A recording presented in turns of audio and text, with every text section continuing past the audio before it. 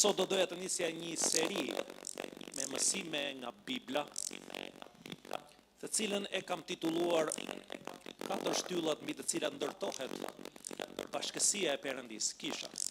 Kjo që ne shohim këtu. E në këtë mësim të parë unë do doja të ndaja me ju të ngulmojmë në mësimet e apostujve. Edhe Bibla thot kështu, tek Veprat e Apostujve 2:42. Ata ishin ngulmues në zbatimin e mësimeve të apostujve, në bashkësi, në thyrjen e bukës dhe në lutje. Tani imagjinojeni pak Jeruzalemin atë ditë të rreshajeve. Rrugët ishin plot me vizitorë. Ishte zhurmë feste. Zhurmë ndoshta tregtarësh që shisnin në rrugë. Ishte ndoshta njerëz të lodhur nga udhëtimi i gjatë që kishin ardhur në Jeruzalem. Ishte njerëz me traditë fetare të fortë bile. Ishte festë. E disa kishin ardhur ndoshta për të bërë ritin fetar ose disa rite fetare, të tjerë ndoshta për të fituar para, sepse aty kishte shumë njerëz, përfitonin nga momenti. Të tjerë ndoshta ishin aty thjesht për kuriozitet. Por Bibla thot papritur. Perëndia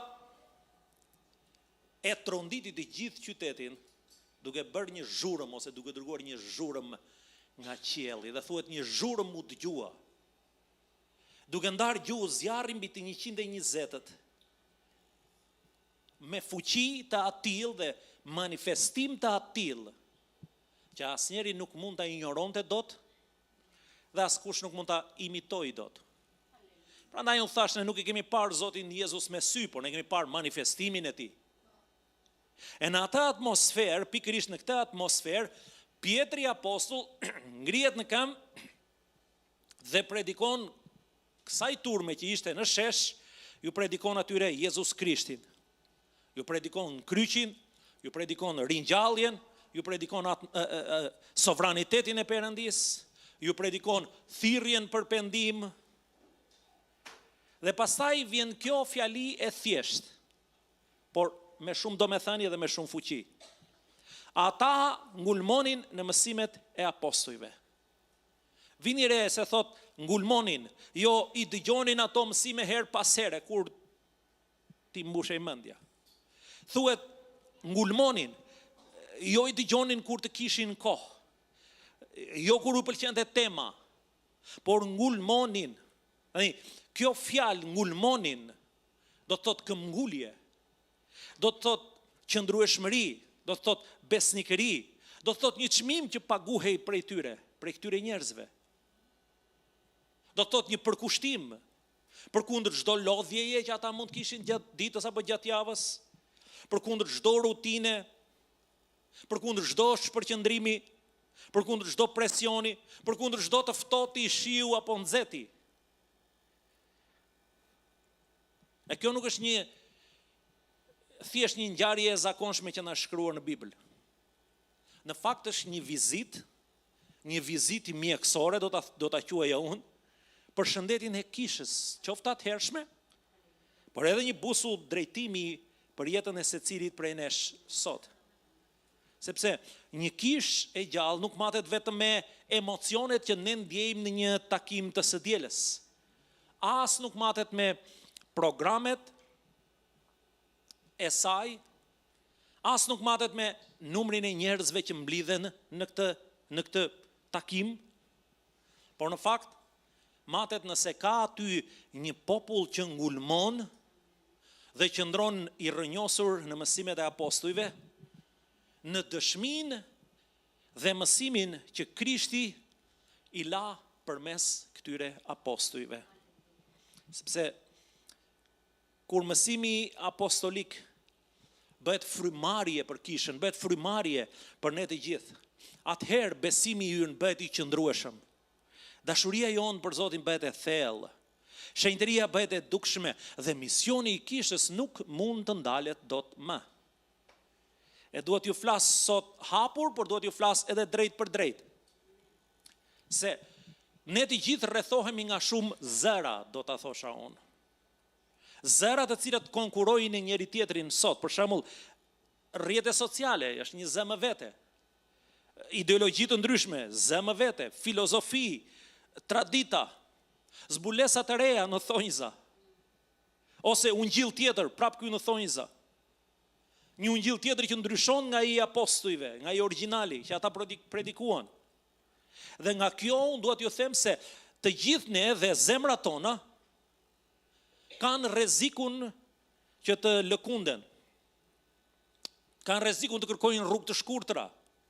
Kanë rrezikun të ngatrojnë zërin e fjalës së Perëndis me zërin e dëshirave, zërin e rrjeteve sociale e të tjera e të tjera. Prandaj fryma e shenjtë na sjell përsëri te ky varg që ne sapo lexuam tek Veprat e Apostujve.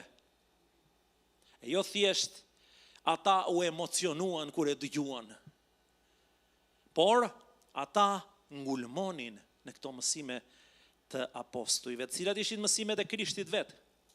Dhe pyetja që na sfidon e të gjithëve është kjo: a jemi ne një kish, një bashkësi që ngulmon në mësimet e apostujve? A je ti edhe unë një besimtar që ngulmon në këto mësime? Apo jeta jonë shpirtërore varet nga sa në humor jemi? Varet nga rrethanat, varet nga lodhja, varet nga lajmet që ne marrim, varet nga një ofendim, apo një ndjesi e mirë apo e keqe. Por unë duhet ju them ju sot se Perëndia gjithmonë i thërret ata që e besojnë në stabilitet, në qëndrueshmëri, në rrënjë të thella, në besimin e tyre, në rrënjë që nuk tunden, në rrënjët e mësimit të apostujve, sepse mësimi i apostujve është mësimi i Krishtit. Tani, Bibla thot ata ngulmonin, po kush janë këta që ngulmonin? Së pari Luka e fillon me një fjalë shumë të thjeshtë, ata. Po kush janë ata? Janë ata që Perëndia i solli në atë qytet në atë kohë. E Bibla thot prej tyre rreth 3000 njerëz në Jeruzalem i dhanë zemrën Jezusit atë ditë. Ishin pikërisht këta që Perëndia i kishte sjell në Jeruzalem gjatë kësaj feste të rreshajave. Ishte një përzierje e zakonshme e njerëzve të thjeshtë. Ishin fetar të sinqert, ishin njerëz që besonin dhjatën e vjetër, ishin njerëz lokale dhe njerëz të ardhur, ishin njerëz punëtor, njerëz që jetonin ndoshta edhe me turizëm, ose ishin njerëz që ishin vizitor, pelegrinazh në atë vend, e të tjerë e tjerë. Dhe një gjë këtu është vendimtare. Atë mëngjes, ata nuk ishin të krishterë. Atë mëngjes nuk ishin dishepuj, atë mëngjes nuk ishin të rilindur, atë mëngjes nuk ishin të pajtuar me Perëndin, atë mëngjes nuk ishin të falur. Por në darkë, ata ishin të tillë. E kjo është një mrekulli. Pra Perëndia bëri për ta një mrekulli dhe në mes tyre një mrekulli. Ata ishin kush ishin? Ata ishin njerëz të sinqert, por prap ishin të humbur. Më dëgjoni me vëmendje se ka një mesazh të thellë te kjo. Ishin njerëz të sinqert, por prap ishin të humbur. Kjo është e vërtet, por edhe e frikshme në të njëjtën kohë. Sepse njeriu mund të jetë i sinqert e prap mund të jetë i humbur. Njeriu mund të jetë me moral të mirë, me traditë fetare, me frikën e Perëndisë në dukje, por pa Krishtin njeriu është larg Perëndis. Është larg shpëtimit, pajtimit me Perëndin. Ishin të ardhur nga Jeruzalemi. Ishin për një rit fetar aty. Por nuk e kishin akoma shpëtimin e Perëndis. Shumë prej nesh mund të kenë qenë kështu. Njerëz të mirë, të respektueshëm, me rregulla, njerëz të sinqert, njerëz fetar ndoshta në dukje, por pa pendimin e vërtet dhe pa besimin e gjallë në Krishtin Jezus. E mbani mend Kornelin tek Veprat 10 në Bibël? Çfarë dëshmon Bibla për të? Ai ishte një fetar. Ai ishte jepte lëmosh. Ai ishte njeri i mirë.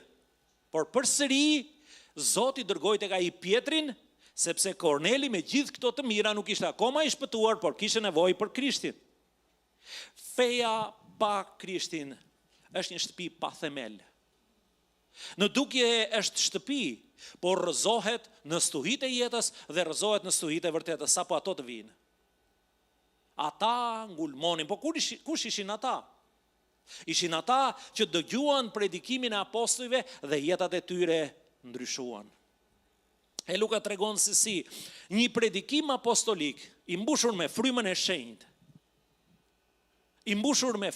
shenjtë, dhe i shoqëruar gjithashtu me këtë fuqi të Perëndis, i çoi zemrat e tyre aq pesh, sa tek Veprat 2:37 thuhet, ata që e dëgjuan këtë predikim të Krishtit ose të Pjetrit për Krishtin, ata u pikëlluan në zemër dhe thanë, vëllezër, çfarë duhet të bëjmë? E prova se Perëndia po punon, është pikërisht kjo pyetje në zemër që zbulon nevojën e shpëtimit. Ata nuk thanë, vëllezër, çfarë mendoni ju? Por thanë, vëllezër, çfarë duhet bëjmë ne? Dhe gjithçka ishte e qartë, sepse tek Veprat 2:38 Pietri thot, ajo që duhet bëni është kjo: pendohuni dhe secili prej jush të pagëzohet në emrin e Jezus Krishtit për faljen e mëkateve. E kjo është pikërisht ajo që ndodhi me këta 3.000 vetë për cilët Bibla flet tek Vepra 2. Ata u pikëlluan në zemër, po jo sepse ishin të shkolluar, pra kuptuan diçka sepse ishin të shkolluar. U pikëlluan në zemër nga që kuptuan se ishin fetar, kishin moral të mirë, ishin njerëz të mirë, por prap ishin të humbur pa Krishtin Jezus. Nuk ka ngulmim në mësimin e apostujve pa këtë zbules. Nuk ka uri për fjalën pa pendesën e vërtet. Nuk ka dëshirë për doktrinën e apostujve pa frymën e shenjtë për brenda nesh. Nëse sot ti nuk e etje për fjalën e Perëndis, do të thosha diçka.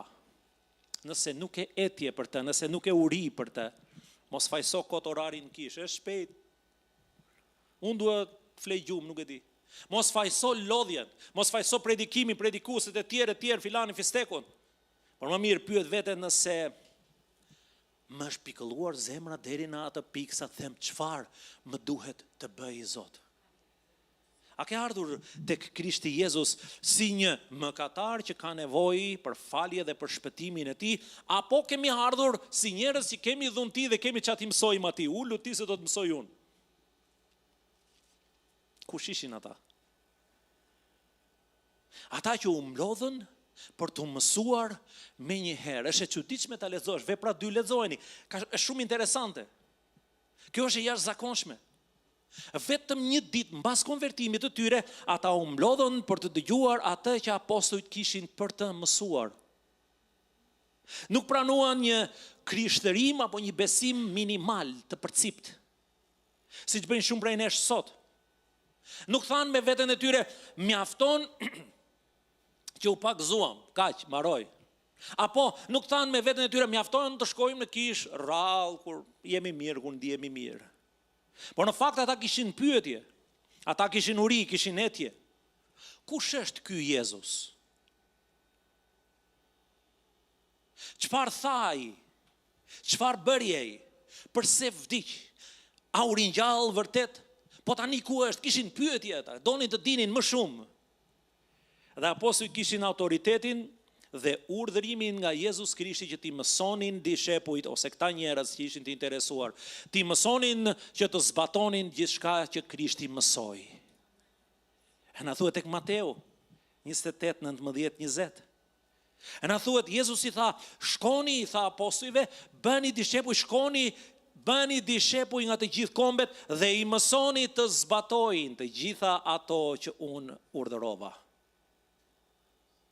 Kur e shohim çfarë është mësimi i apostujve, ne kuptojmë se nuk është opinion njerëzor.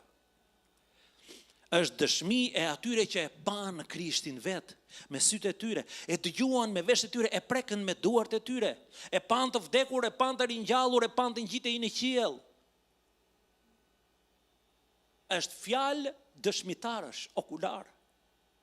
Ata që ishte që nga fillimi, atë që dëgjuam, atë që panë sytë tanë, atë që veshët tanë e dëgjuan, atë që ne vështruam, atë që duart tona prekën lidhur me fjalën e jetës, na shkruan Gjonit e 1 Gjoni 1:3.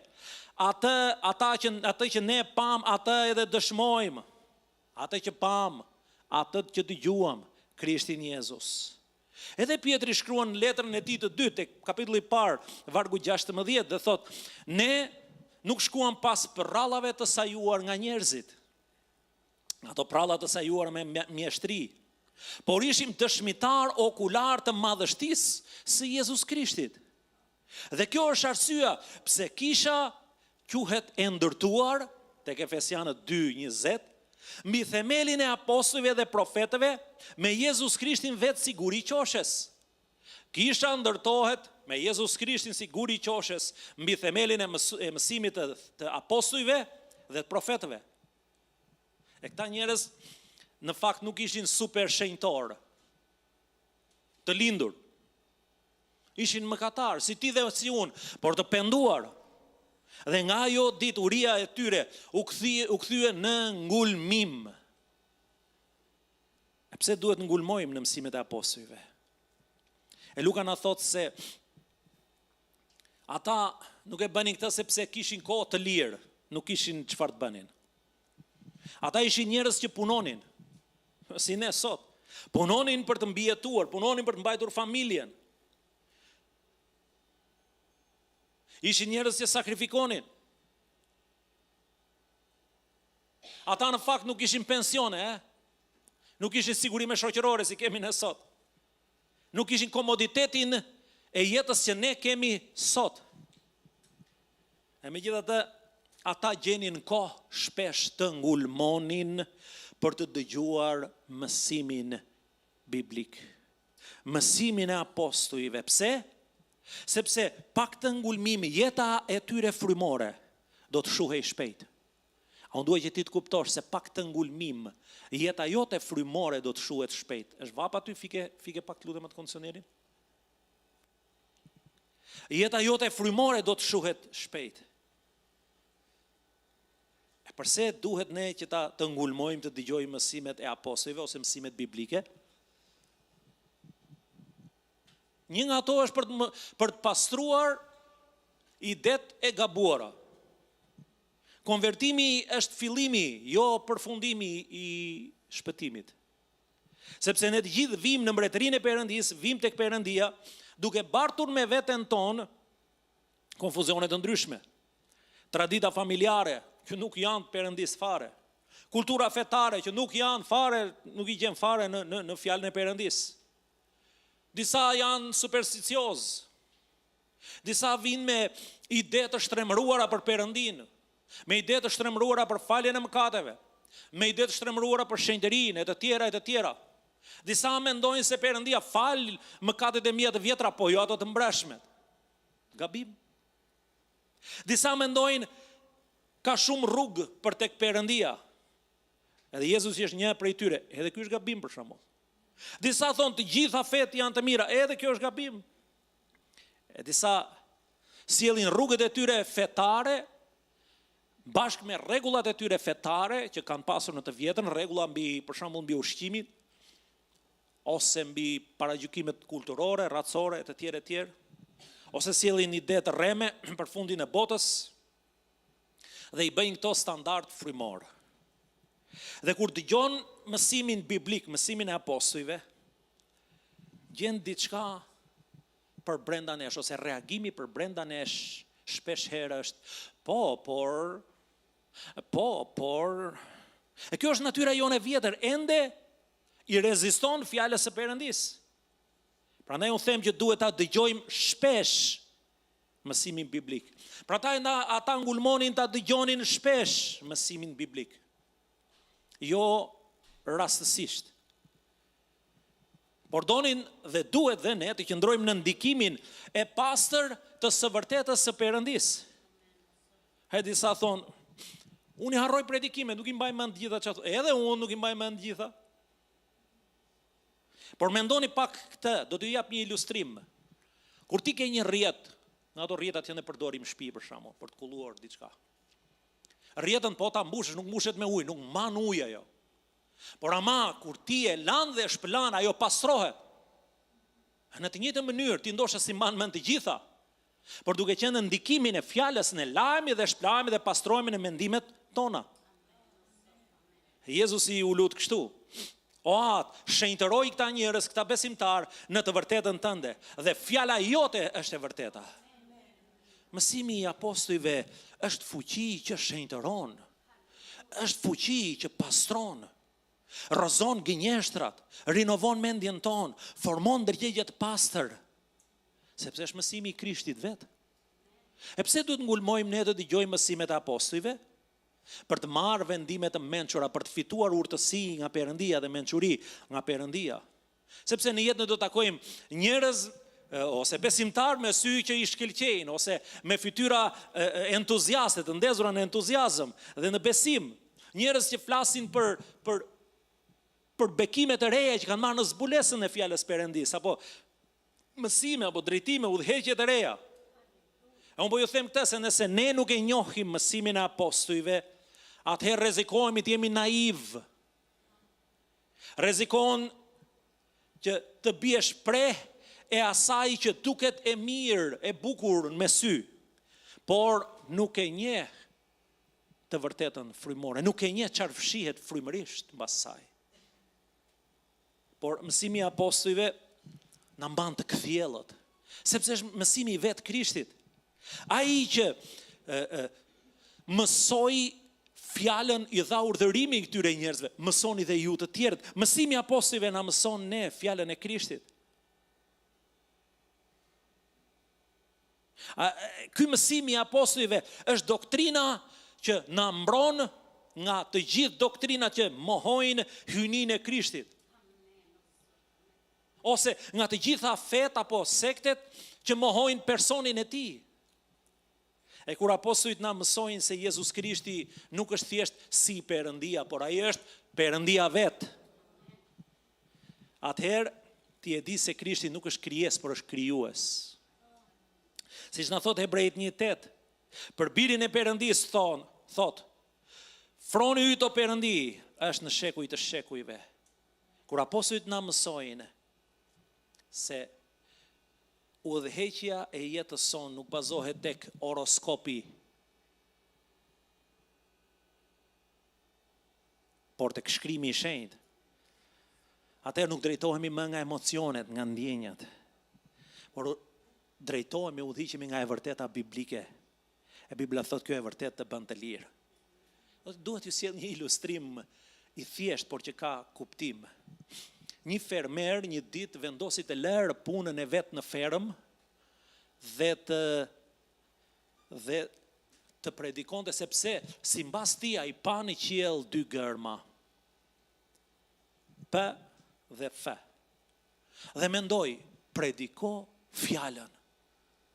Por një fermer tjetër i vjetër dhe i mençur tha, jo, do të thot punon ferm.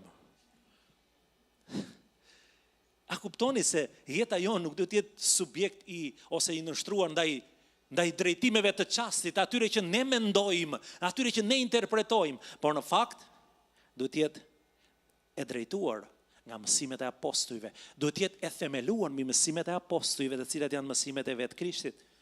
E mësimet e apostujve flasin për marrëdhëniet, për shembull.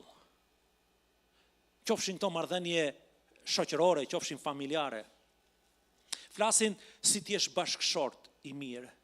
Flasin si t'jesh prind, fëmijë, punëtor, punëdhënës, besimtar, udhëheqës, fqinj, etj. E shumë njerëz sot e bazojnë veprimtarinë e tyre, qoftë për Perëndinë apo veprimtarinë e tyre të përditshme mbi ndjenjat, atë nëse ndjejnë apo jo, nëse ndihen mirë apo jo. Po shkrimi na mëson të veprojmë pa pritur, ta ndjejmë apo jo, ndihemi mirë apo jo. Shkrimi na mëson të veprojmë sepse e vërteta biblike na drejton. Dhe kjo të shpëton nga legalizmi, për ata që duan të dinë që është legalizmi, janë rregulla fetare pa hirin e Perëndis. Por njëkohësisht të shpëton edhe nga liria e tepruar, që do të thotë liri pa shenjtëri. Po pse duhet të ngulmojmë mbi mësimet e apostujve?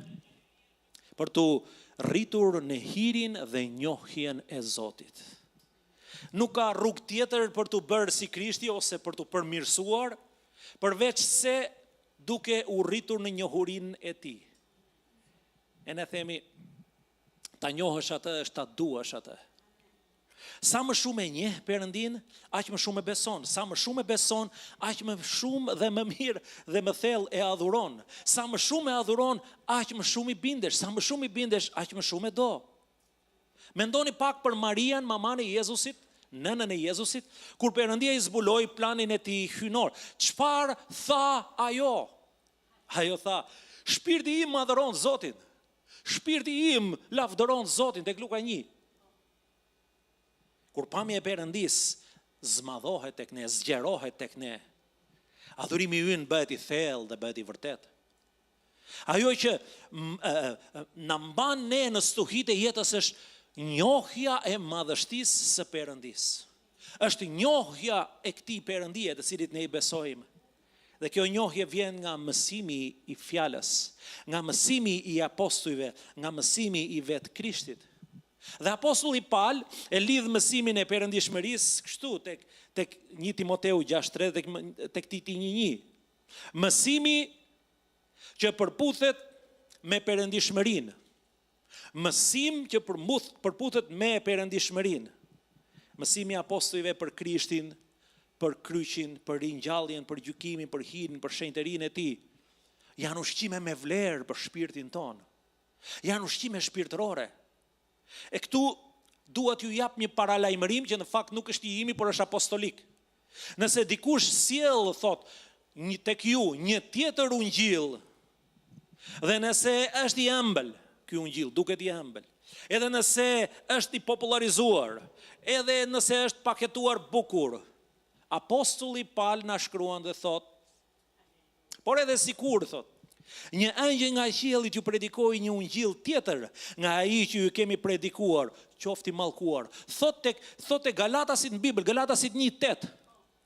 Dhe pastaj një rresht më vonë, 1:9, na e përsërit prapë që ne mos ta quajmë, mos ta marrim si shprehje metaforike, figurative. Por e përsërit prapë dhe thot, siç e tham edhe më lart, nëse ka ndonjë që vjen e ju sjell një ungjill tjetër nga ai që ju keni marrë nga ne, atëherë qofti mallkuar, thot. A kjo nuk është arrogancë. Është dashuri për të vërtetën. Sepse vetëm ungjilli që apostujt predikuan, vetëm ungjilli i Jezus Krishtit shpëton.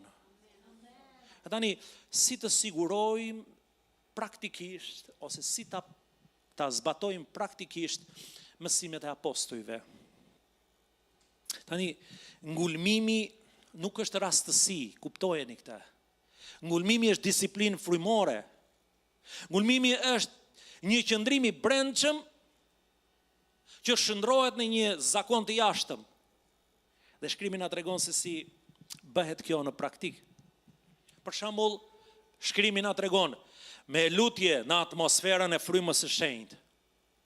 Njohja e thatë, njohuria e thatë krekos. Apostulli Paul na tha kështu te 1 Korintasit 8:1. Njohuria krekos, dashuria ndërton.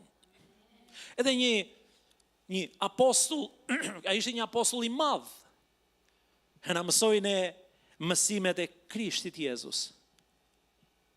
E mbani mend kur Pali u krekos në njohurinë e Tij dhe u bë krenar, e Bibla thot, mori një gjemb në mish.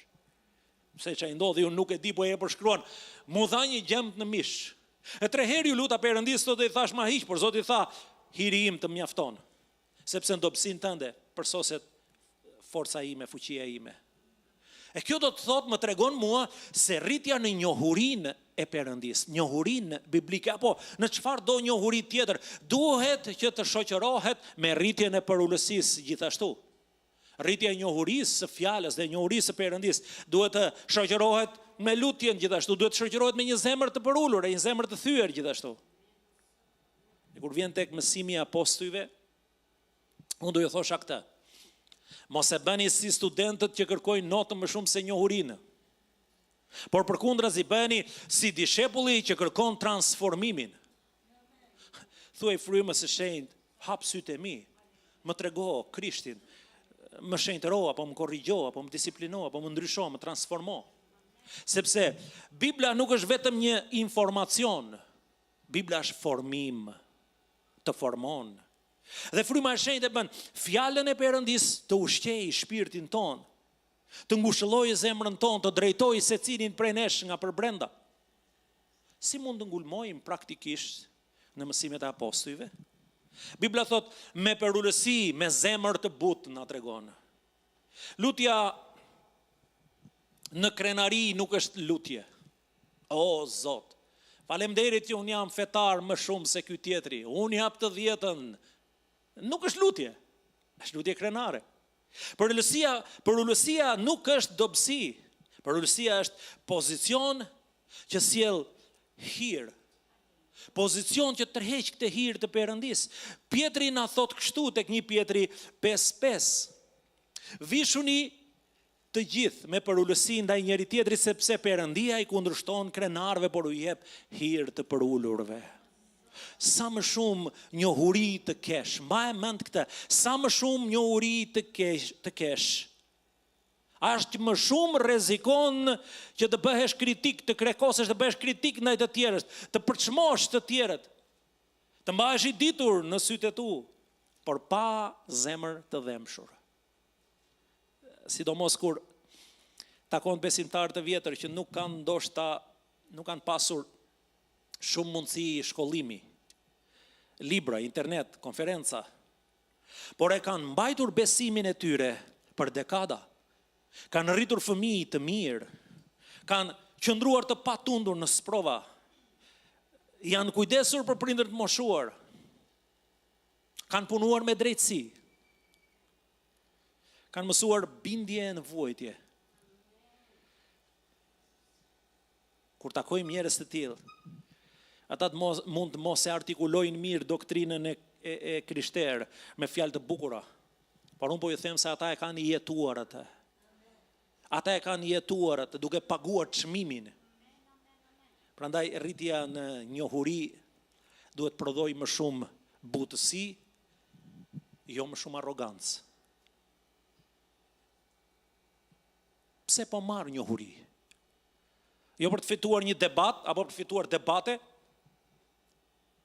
jo për të thënë unë apo ti fjalën e fundit, jo për të ulur të tjerët. Jakobi thot, urtësia, njohuria që vjen nga lart, kjo urtësi e Perëndis, është e pastër, është e paqortueshme, është e butë, është e arsyeshme, është plot mëshirë. Ky është fryti i mësimit të apostujve kur përzihet me perullësinë. Po në praktikë si mund ta praktikojmë ngulmimin me arsye, me mendje të rinovuar, të shenjtëruar. Sepse në fakt Perëndia nuk na kërkon ta fikim trurin. Perëndia nuk na thith trurin me shiring. Është kjo shpreha. Pra na kërkon ta rinovojmë mendjen tonë.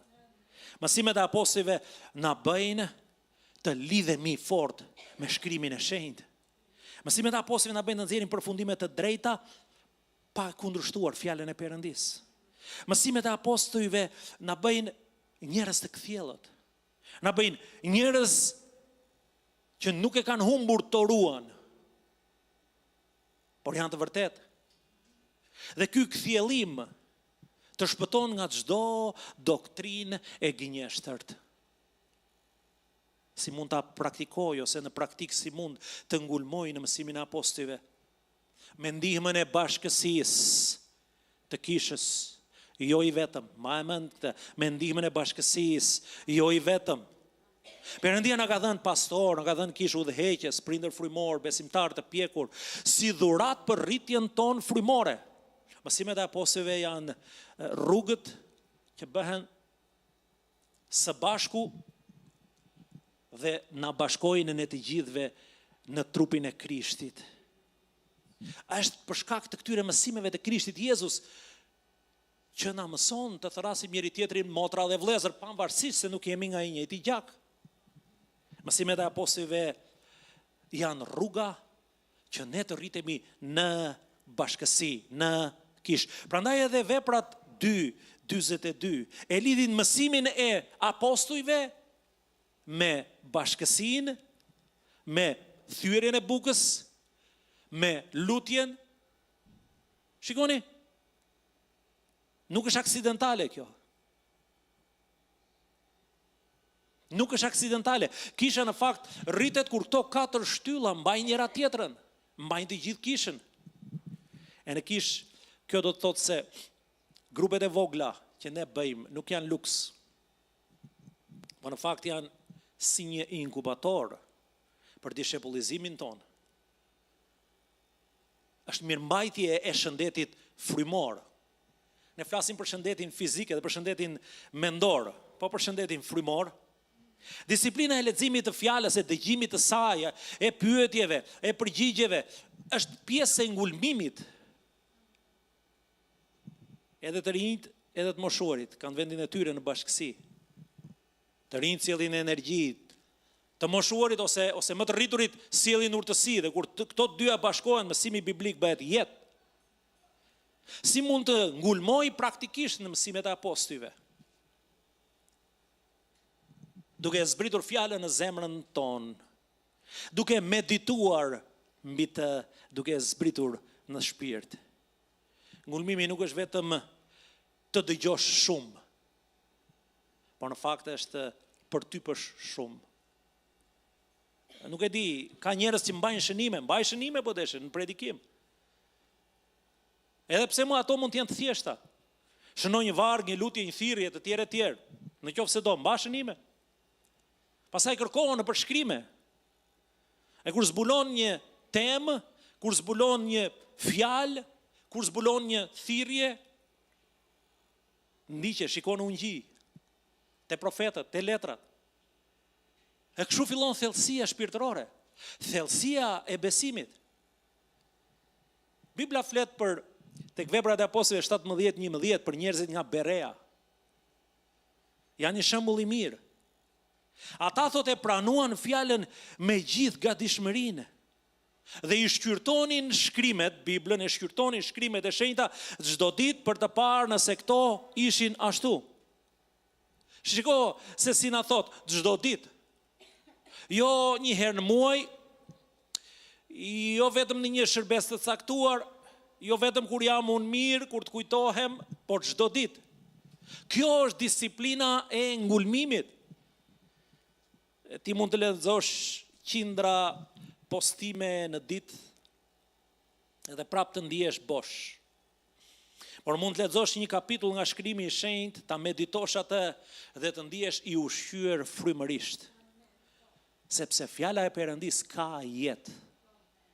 Fjala e Perëndis ka jetë.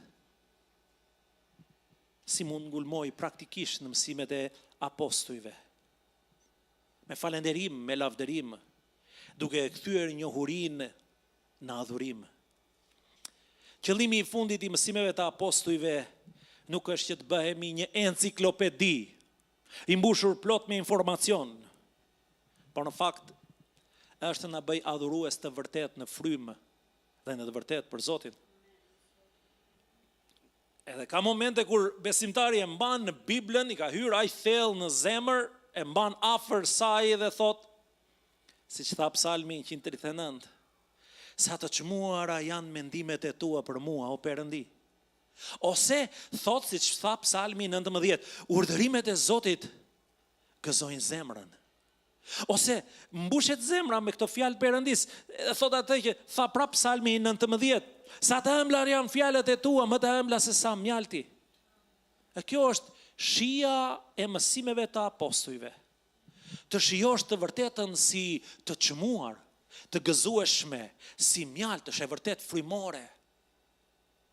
Dhe kur lexon Biblën, nga zemra të ngrihen lavdërime, siç thot Pali tek Romakët 11:33, o thellësi, pasurie, urtësie dhe njohurisë së Perëndis. Sa të çmuara jeni. Rezultati i ngulmimit në mësimet e apostujve është lavdi për Perëndinë. Lavdi për Perëndinë. Ju kujtohet Izraeli në shkretë të tij, çfarë Bibla thot për ta? Thot, Zoti dërgoi për ta manën si bukë e përditshme, që ishte e përhershme, ishte e përditshme. Edhe mësimet e apostujve janë pikërisht kështu. Ushqime të përditshme të dhënë nga Perëndia për shpirtin tonë. E nëse e le, nuk e jetë frymore. Por nëse ha prej këtij ushqimi frymor, nëse ha prej saj, rritesh, forcohesh, ngushëllohesh, drejtohesh. E mbani mend Jezusin me dishepujt pas ringjalljes. Luka na thot se ai i shpjegoi shkrimet dhe u hapi atyre mendjet që ta kuptonin. Pra zjarri i zemrës vjen nga shkrimi i shenjtë. Vjen nga këto mësimet e apostujve, vjen nga Krishti që mëson të vërtetën e përjetshme. Prandaj kisha, ti dhe unë, që ti jemi në zjarr të besimit për Perëndin, duhet të dëshirojmë mësimet e apostujve, sepse janë mësimet e vetë Krishtit, sepse janë fjalët e vetë Krishtit. A ju kujtohet Timoteu në Bibël? I ri në mosh, por i thirrur të jetë i fortë në doktrinë, në mësim. Dhe Pali i shkruan dhe i thot, qëndro në ato që ke mësuar, sepse shkrimet janë të dobishme, që njeriu i Perëndis të jetë i përsosur. Tek 2 Timoteu 3. Dhe qëllimi është ky, që të jesh, thot Pali, i përsosur dhe i pajisur për çdo vepër të mirë. Juda na jep një urdhër për kohë krizash. Tek Juda, vargu i 3. E thot, lufto për besimin, që na u trashëgua nga shenjtorët, thot, na erdhi nga shenjtorët një herë për gjithmonë. E ky është ngulmimi që të rrit. Ky është ngulmimi që të forcon shpirtin tënd dhe zemrën tënde kundrejt Perëndis. Vet Pali na jep një model të shkëlqyer. Ai ju thot pleqjve në Efes se nuk ju kishe fshehur asgjë të dobishme atyre, përkundrazi, i kishe shpallur të gjithë këshillën e Perëndis. Të gjithë këshillën e Perëndis. E kjo është fryma e mësimeve të apostujve. Jo çfarë dua unë të dëgjoj, por çfarë mëson Krishti Jezus prej tyre, të gjithën atë që Krishti mëson. Më pëlqen apo nuk më pëlqen? E keni vënë re?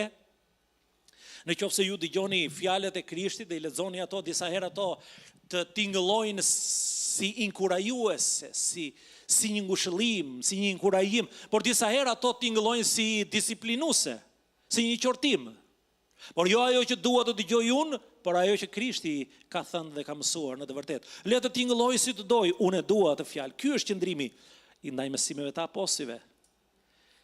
E tani dua t'ju flas e t'ju drejtohem 3 grupeve që kemi në këtë sallë apo që na shohin përmes internetit. E janë ata që nuk janë të sigurt për shpëtimin e tyre. Janë ata grupi tjetër, ata besimtarë të paqëndrueshëm. Dhe grupi tjetër janë kisha vetë, ata besimtarë të qëndrueshëm. Për ty që nuk e ke përjetuar ndonjëherë këtë therrje të zemrës që neve sapo folëm. Nëse sot ti dëgjon për ngulmimin në mësimet e apostujve dhe ndjen veten sikur do themi nuk ke shumë uri për një gjë të tillë. Unë po them mos e neglizho kaq shpejt, mos e hidh poshtë kaq shpejt, sepse Zoti mund të jetë duke të thirrur që të pendohesh në të vërtetën e tij. Pyet veten, a jam ende fetar, por pa Krishtin Jezus, por pa shpëtimin e tij? A jam ende i sinqert, njeri i mirë, por prap pa Krishtin, prap pa shpëtimin e tij? Dëgjoj thirrjen e apostujve se si na thot tek Vepra 2:38, pendohuni për faljen e mëkateve. E nuk unë them, nuk ka turp më të madh se sa ti jesh afër kishës dhe larg Krishtit. Por nuk ka lajm më të mirë se sa ky. Krishti fal, shpëton dhe jep frymën e shenjtë edhe sot. Grupi i dytë. Për ty që je besimtar, por shpesh i paqëndrueshëm. Dëgjoj çfarë do të sugjeroj, një plan shumë praktik për 30 ditë, po e themi. Sugjerim. Çdo ditë lexo 15 minuta Biblën. Nuk e di, fillon me Ungjillin e Markut, me Veprat e Apostujve, me Ungjillin e Gjonit, me çfarë duhesh ti nga Testamenti i Ri. E qëllimi nuk është shpejtësia, qëllimi në fakt është besnikëria dhe këmbgulja. Çdo ditë 5 minuta merr kohë për t'u lutur, për t'u lutur Zotit. Ashtu si ti di, mbi ato që lexove ndoshta. Jo një lutje të gjatë pa kuptim, por një lutje me këmbgulje.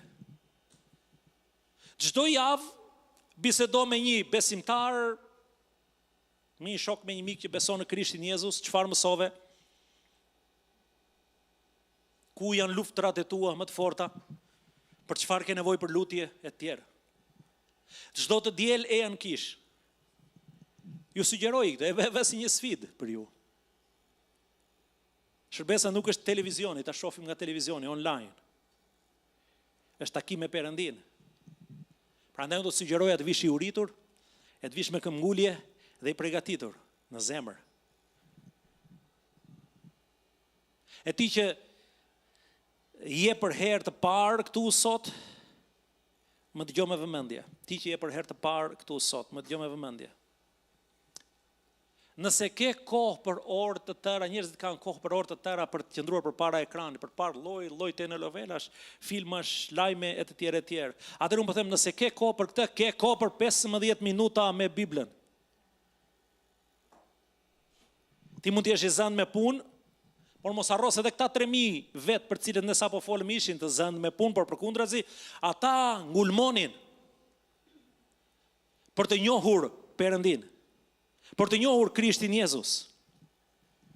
E ne shpesh punojmë për komoditet, por e injorojmë, e lëmë mënjan fjalën e Perëndis. E grupi i tretë janë ata të kishës. Ata që janë të rregullt. Unë them se një kishë nuk duhet të ketë frikë nga mësimet e apostujve, përkundrazi. Përkundrazi. Kisha pa doktrinë bëhet e rrezikshme. E doktrina pa frymën bëhet e thatë. Perëndia i bashkon këto dyja bashk. Dhe gjejmë atë që gjetëm tek vepra 2.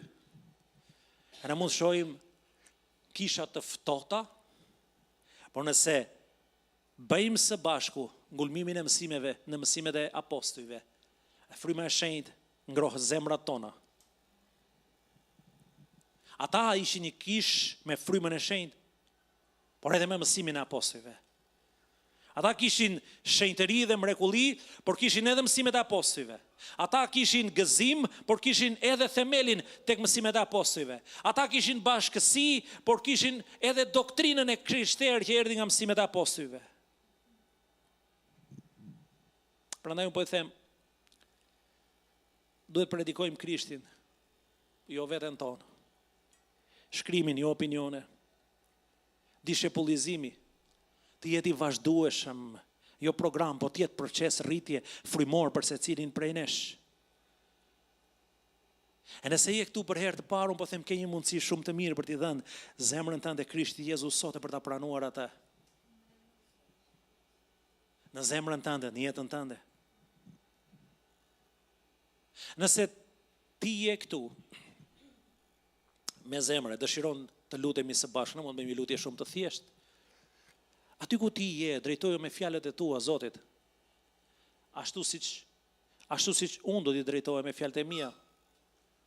Ati im që je në qiell, të falenderojmë për këtë fjalë që ti na dhe. Ajo që kërkojmë është që të na ndërgjegjësosh në ndërgjegjen tonë, se mund të jemi njerëz të mirë, por pa Krishtin nuk kemi jetën e përjetshme. Mund të jemi njerëz të mirë, por pa Krishtin nuk kemi faljen e paosive tona. Mund të jemi njerëz të mirë, por pa Krishtin nuk kemi pajtim me ty. Dhe fryma e shenjtë punon për brenda nesh. Na sjellësh në themelin e fjalës së Krishtit, mësimit të tij e mësimit të apostujve. Sot unë me zemër besoj, me gojë rrëfej Zotin Jezus si Zotin tim, si shpëtimtarin tim. Krishti Jezus unë të besoj ty sot mirë se vjen në zemrën time. E them ti e Zoti dhe shpëtimtari im. Me gjithë zemrën unë lutem dhe them amen. Lavdi Perëndis. Mësimi i apostujve në fakt nuk është një barr, por është një dhuratë për ne të gjithë. Nuk është një kufizim, por është një mbrojtje për ne. Nuk është një formalitet, por është frymë që jep jetë, thot Bibla, për fjalën e tij, për fjalën e Zotit. Dhe kur ta hapësh Biblën për ta lexuar, mos e hap thjesht për të marrë informacion prej saj, por unë po them hape për të takuar Krishtin Jezus me zemrën tënde. Sepse të njëjtët apostujt që dhanë këto mësime ato ditë në cilat ne lexuam në Bibël, sot flasin përmes shkrimit të shenjtë, përmes Biblës. Dhe fryma e shenjtë sot bën fjalën e tij të gjallë, fjalën e Zotit të gjallë në zemrat tona. Unë po ju them se kur t'ju vi tundimi për ta lënë këtë udhë, kujtoni Vepra 2:42. Ata ngulmuan në mësimet e apostujve. Dhe le të jetë kjo jo vetëm historia e tyre, por edhe historia jote dhe e imja. Zoti ju bekoft që të gjithëve. Faleminderit për vëmendjen. Tani